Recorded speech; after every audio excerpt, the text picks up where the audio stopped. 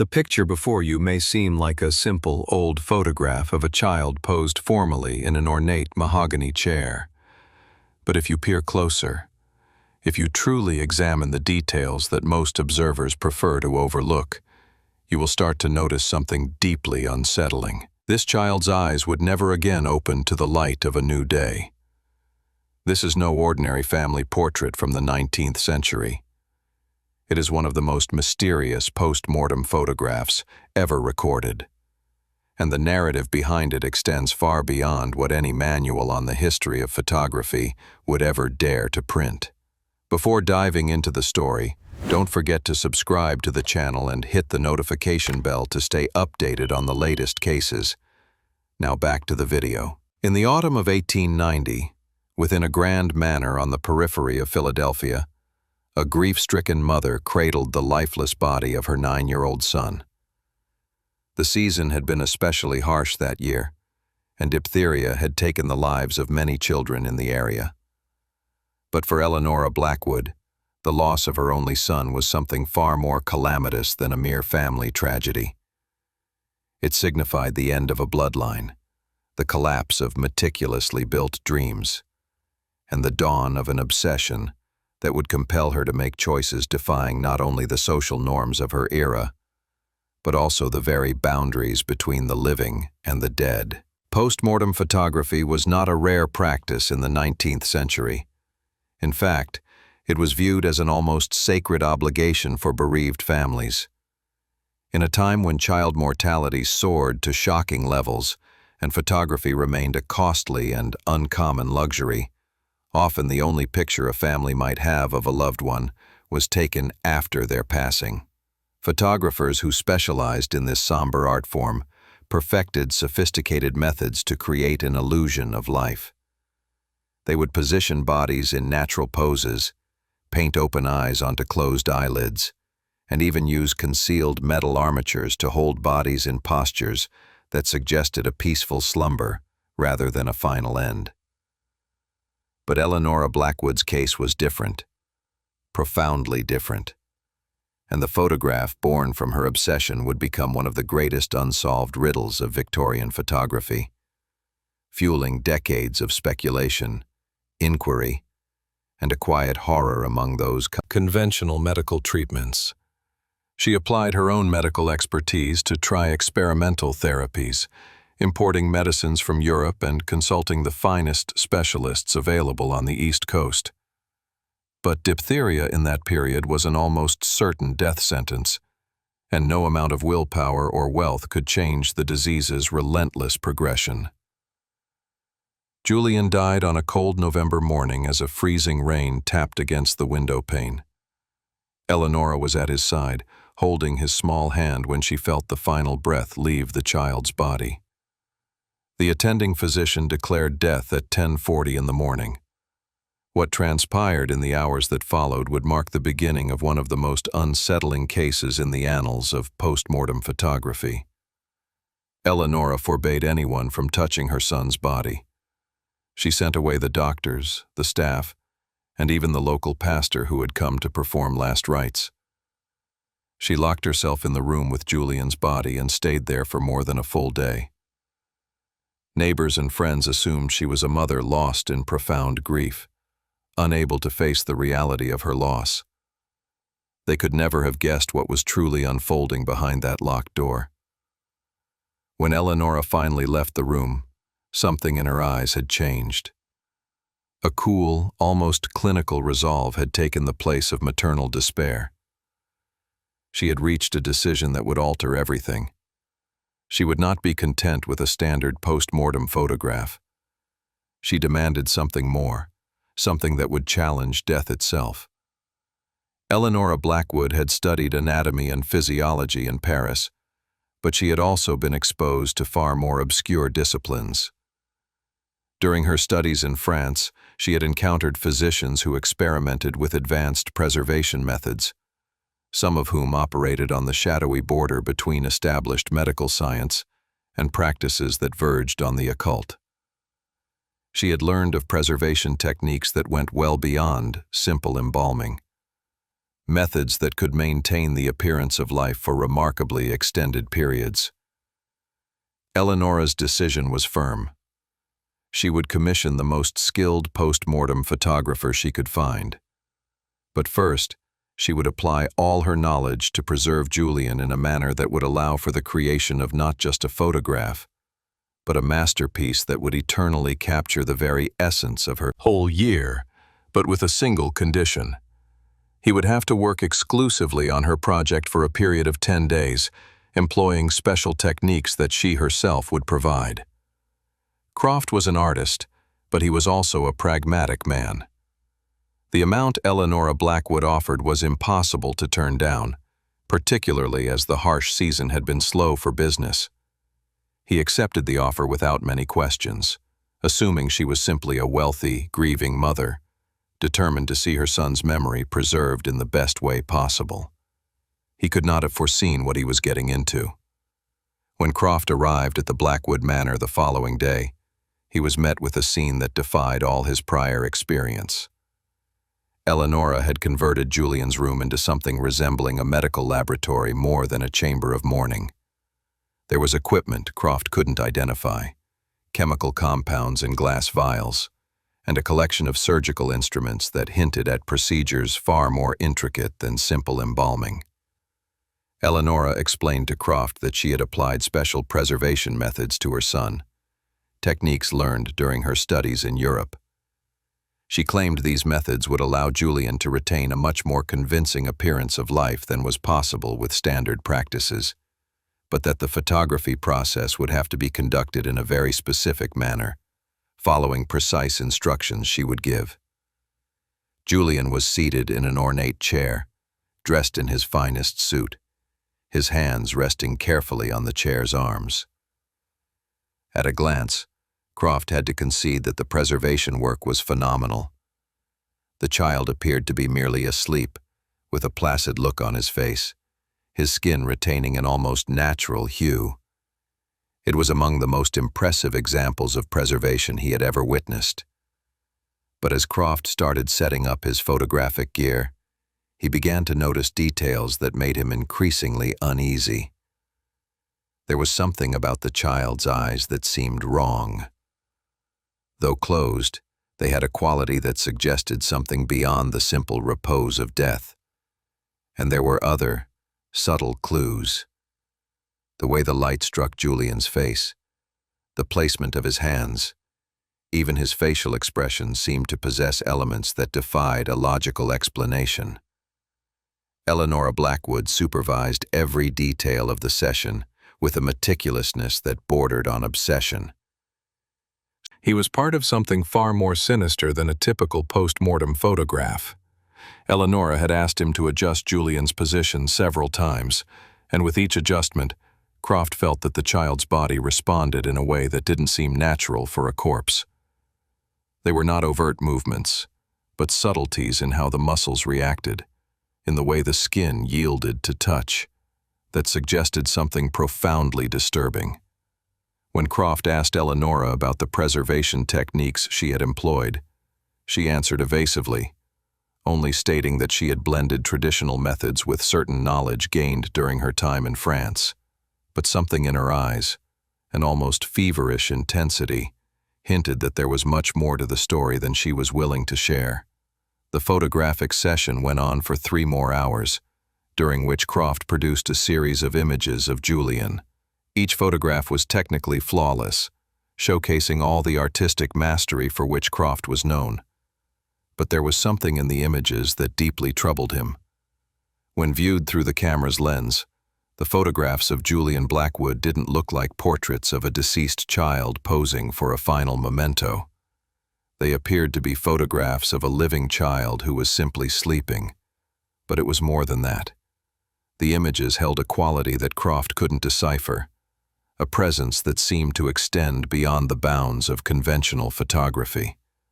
It felt as if Julian were looking directly through the lens, forging a visual link with anyone who viewed the picture, even with his eyes closed. When the session finally concluded, Croft was eager to depart the Blackwood Manor.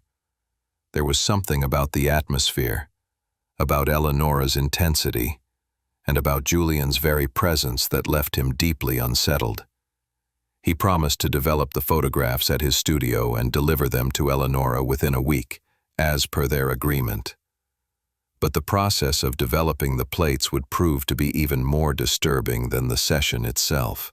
As Croft began his work with the photographic plates in the quiet darkroom of his laboratory, he found that the images of Julian Blackwood exhibited traits that defied his technical comprehension of photography. The first thing he saw was the extraordinary sharpness of the pictures. Even with his standardized equipment and methods, Julian's photos displayed a level of detail and clarity that exceeded anything taken. More unnervingly, aspects of Julian's facial expression seemed to have shifted between the moment of capture and the development. The serene look Croft remembered had taken on subtle nuances that suggested not tranquility, but a form of awareness that was impossible for a corpse. Croft tried to rationalize these observations, blaming them on the stress of the situation and the unusual nature of the commission. But when he finished the development and looked at the final set of prints, he was forced to accept that he had captured something that transcended the limits of ordinary photography.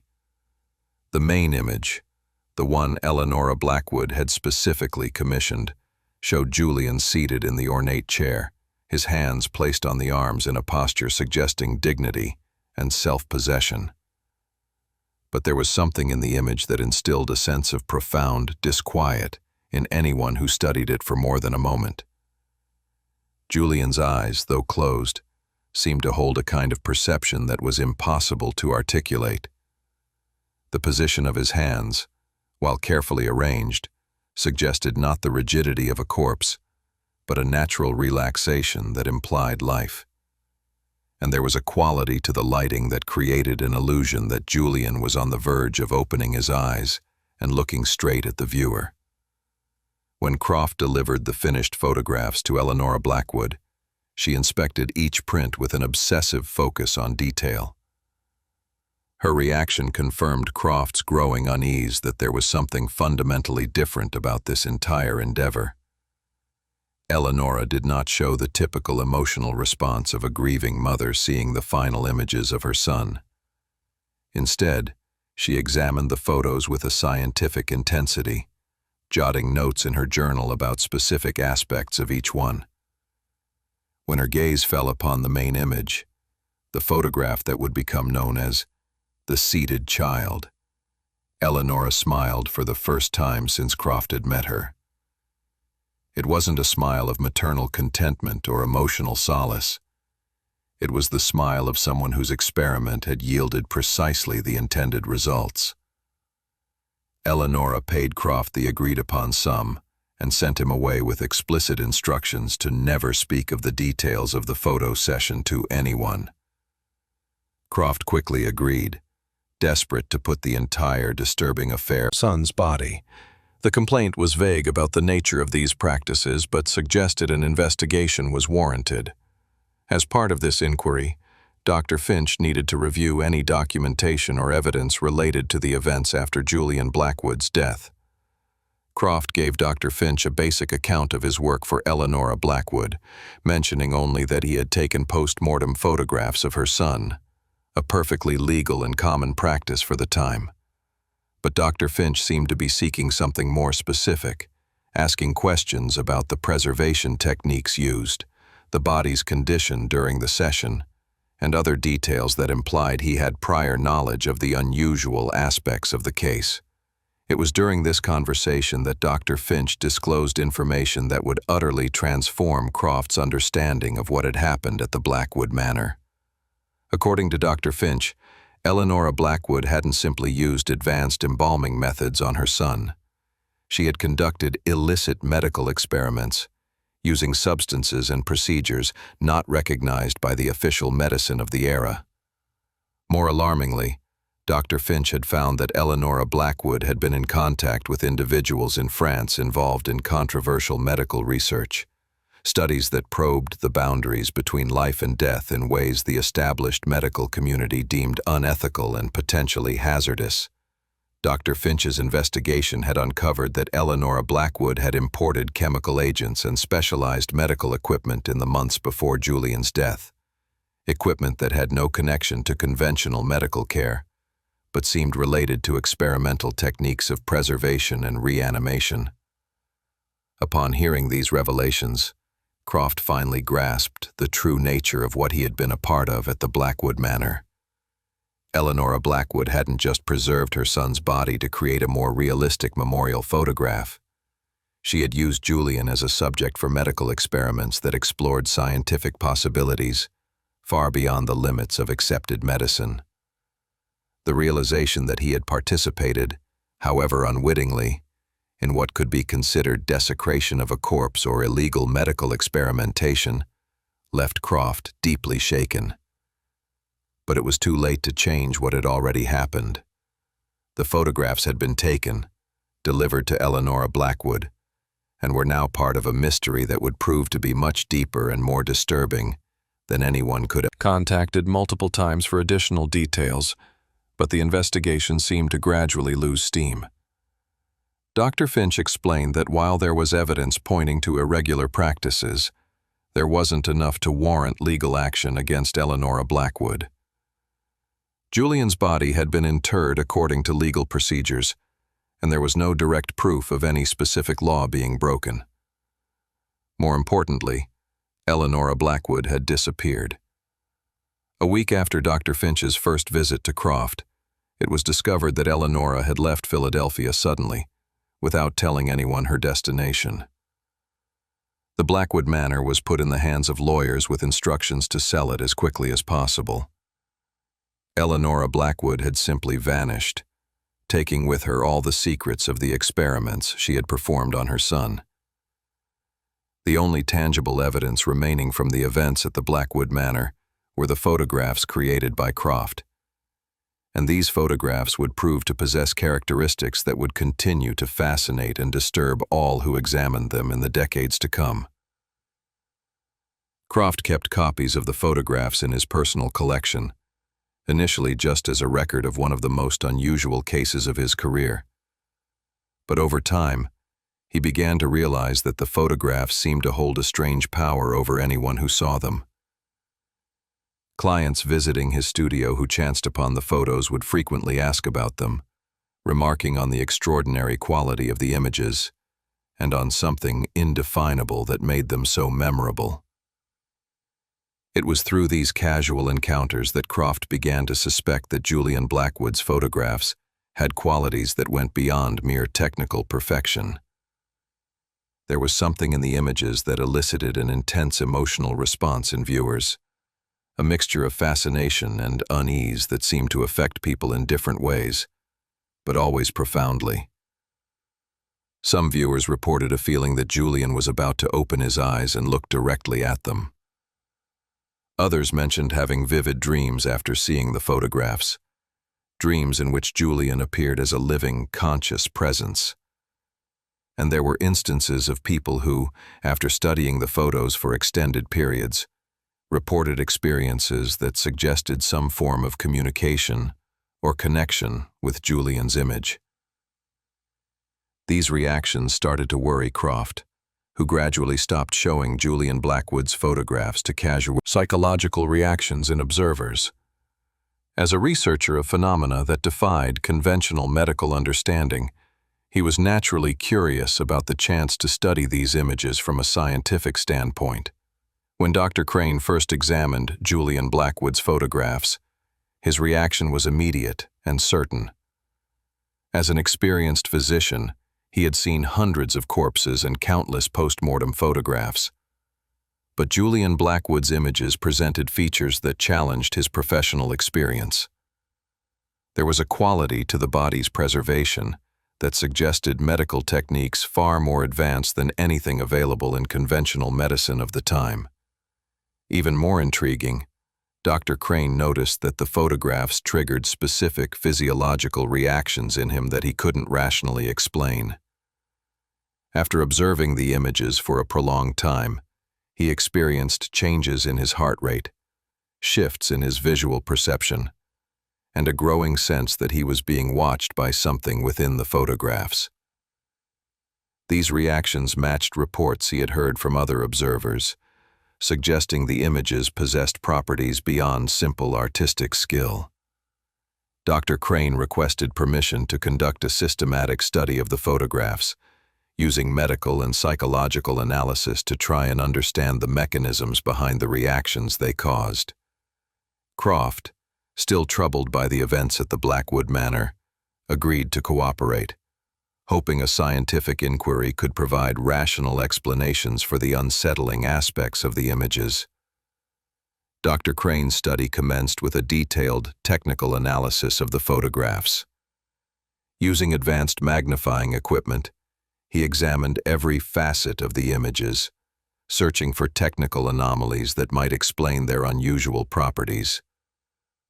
What he found surpassed his most optimistic expectations. Microscopic analysis showed that the photographs contained details that should not have been possible with the photographic techniques available in 1891. The granulation of the photographic emulsion displayed patterns that suggested exposure to forms of energy that were unknown at the time. More significantly, there were structures in the images that appeared to have been captured in multiple layers, as if different facets of reality had been photographed at once. Dr. Crane meticulously recorded each discovery, compiling a file that would become one of the most controversial scientific inquiries of the late Victorian era. Results defied any conventional explanation. 85% of participants reported a sensation of a conscious presence emanating from the photographs. 74% experienced alterations in their perception of time during exposure to the images, and 62% described experiences suggesting some form of nonverbal communication with Julian Blackwood's image. More disturbingly, 31% of participants reported recurring dreams in the weeks following exposure, dreams in which Julian Blackwood appeared as a living presence, often trying to convey specific information about events or circumstances related to his death and the experiments his mother conducted. Dr. Crane documented each report with the precision of a scientific investigator. But he gradually began to sense that he was dealing with phenomena that transcended the bounds of conventional medical science. Julian Blackwood's photographs seemed to act as a kind of bridge between the world of the living and something beyond contemporary scientific comprehension. Midway through his study, Dr. Crane made a discovery that completely altered his understanding of the case. While examining the photographs under specific lighting conditions, he noticed that certain areas of the images appeared to reveal additional information when viewed from particular angles or under specific light intensities. Using spectral analysis techniques being developed for astronomical use, Dr. Crane found that the photographs contained layers of information not visible under normal observation. These layers revealed details about the environment of the Blackwood Manor that had not been captured by the camera's lens, including additional presences in the room that were not physically there during the photo session. More extraordinarily, the spectral analysis revealed that the photographs seemed to hold information about events that had taken place at the Blackwood Manor before Julian's death, as if the images had captured not just a single moment in time, but an overlay of multiple temporal periods. These discoveries led Dr. Crane to a conclusion that challenged both his medical training and his understanding of physical reality. The experimental techniques Eleanora Blackwood used on her son had not merely preserved Julian's body in a convincing way. They had created conditions that allowed aspects of Julian's consciousness to remain active after physical death. And these conditions had been permanently captured in the photographs. The implication: records of her location after she left Philadelphia, and all contacts she had in France were unable to provide any information on her current whereabouts. Eleanora Blackwood's absence meant the secrets behind the experiments on Julian would remain forever concealed. But the photographs continued to exist as tangible proof that something extraordinary had happened at the Blackwood Manor. Something that defied not only the medical conventions of the era, but the very limits of human understanding of life, death, and consciousness. In the final weeks of his study, Dr. Crane began to experience personal effects that deeply alarmed him. Prolonged exposure to Julian Blackwood's photographs was starting to affect his own psychological equilibrium. He reported increasingly vivid dreams in which Julian appeared, not as a memory or a figment of his imagination, but as a conscious and communicative presence. These dreams often contained specific information about Julian's life before his death, information Dr. Crane could not have known through conventional means. More disturbingly, the dreams seemed to be becoming more real than his waking life, creating a growing feeling that the line between reality and something else was blurring. Recognizing the potential risks of continuing his investigation, Dr. Crane decided to formally conclude his study of Julian Blackwood's photographs after 5 months of intensive work. But the material he had gathered represented unprecedented scientific documentation of phenomena that defied rational explanation. In his final report, Dr. Crane concluded that Julian Blackwood's photographs represented evidence that Eleanora Blackwood had achieved something that official medical science deemed impossible. She had created conditions that allowed aspects of human consciousness to persist beyond physical death, and these conditions had been permanently captured in photographic form. Dr. Crane recommended that the photographs be stored in a secure archive, accessible only to qualified researchers who understood the psychological dangers associated with prolonged exposure. He warned that the photographs possessed properties that could be harmful to unprepared observers, especially those with predispositions to psychological instability. Dr. Crane's report was submitted to the administration of the University of Pennsylvania, but was never officially published. The discoveries he documented were deemed too controversial and potentially dangerous for public dissemination. The report was classed inquiry, but the photographs would not stay hidden forever. In the following decades, rumors about the extraordinary post-mortem images created by Croft began to circulate in specialized circles of historical photography collectors and researchers of unexplained phenomena. In 1926, Julian Blackwood's photographs were discovered by Dr. Beatrice Lowell, a pioneering psychiatrist conducting research on visual manifestations of psychological trauma. Dr. Lowell had heard vague references to the photographs during her research and managed to locate Croft, by then an elderly man, who agreed to let her examine the images under strictly controlled conditions. Dr. Lowell's investigation focused on the psychological aspects of reactions to the photographs, using analytical techniques developed since Dr. Crane's original study. Her discoveries confirmed and expanded upon previous conclusions, showing that Julian Blackwood's photographs possessed properties that activated specific brain regions associated with temporal perception and the recognition of consciousness. Dr. Lowell documented that observers of the photographs often experienced neurological changes that lingered for significant periods after exposure. These changes included shifts in brainwave activity, alterations in sensory perception, and the activation of neural areas associated with spiritual or transcendent experiences. More significantly, Dr. Lowell discovered that reactions to the photographs were cumulative. Observers exposed to the images multiple times developed stronger neurological connections with the photograph's content, eventually reporting experiences that suggested direct communication with Julian Blackwood.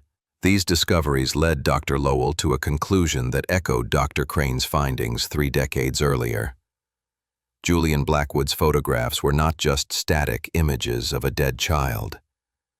They functioned as a kind of interface between living observers and some persistent aspect of Julian's consciousness that had been captured and preserved through the experiments conducted by his mother. Dr. Lowell's research was cut short in 1928 when she suffered what was officially called a nervous breakdown.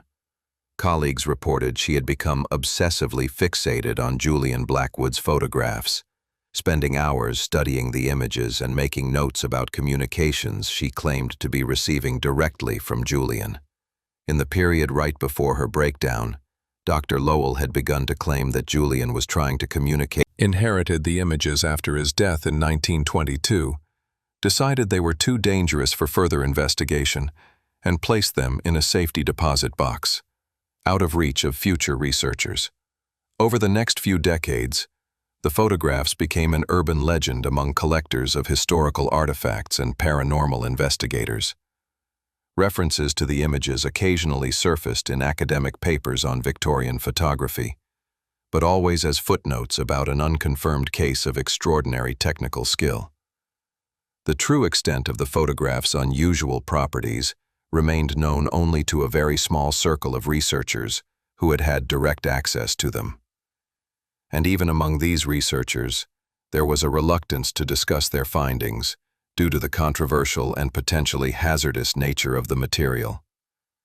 In 1970, Julian Blackwood's photographs were rediscovered by Dr. Lawrence Way, a neuroscientist from Johns Hopkins University, who was researching visual interfaces between consciousness and perception. Dr. Way had found references to the photographs in historical archives and managed to get permission from the Croft family to examine the images using modern neurological analysis techniques.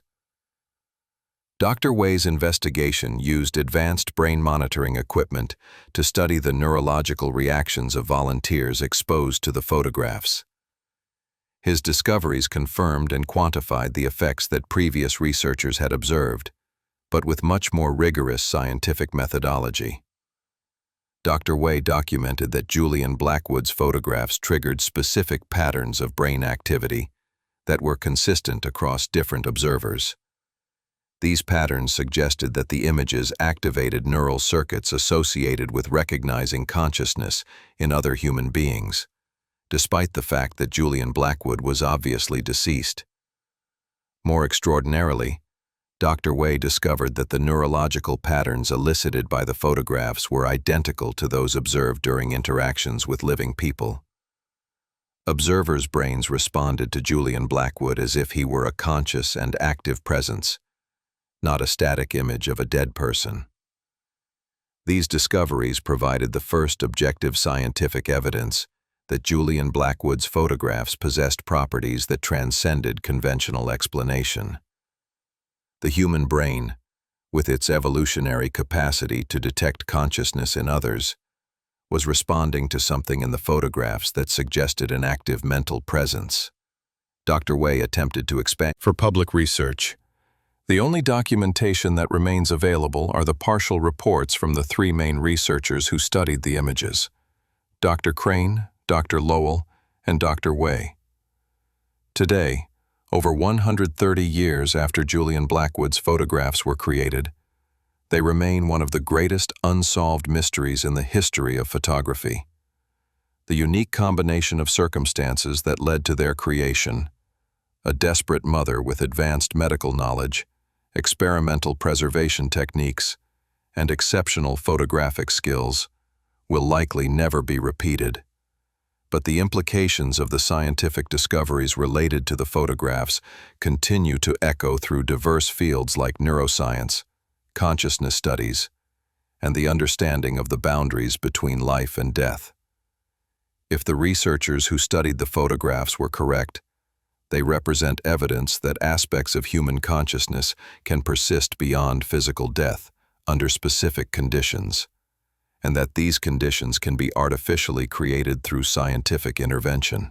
The image you saw at the beginning of this documentary, that seemingly simple photograph of a Victorian child seated in an ornate chair, carries with it decades of scientific inquiry, unsolved mystery, and fundamental questions about the nature of human consciousness. Julian Blackwood, preserved forever in that serene pose, may represent more than a simple family memento from a bygone era. He may be proof that our understanding of the boundaries of life, death, and consciousness is much further from the complete truth than we ever imagined. And if Eleanora Blackwood truly accomplished what researchers suspect she did, the implications for our understanding of human existence are too profound to be fully grasped. The photograph remains silent yet eloquent, a window into mysteries that may never be completely solved. Julian Blackwood continues to observe us through the centuries, carrying secrets that defy our most fundamental understanding of what it means to be truly alive or truly dead. If you liked this video, subscribe to our channel for more deep dives into the most fascinating cases in history. And if you want to watch another video just like this, click the video on screen.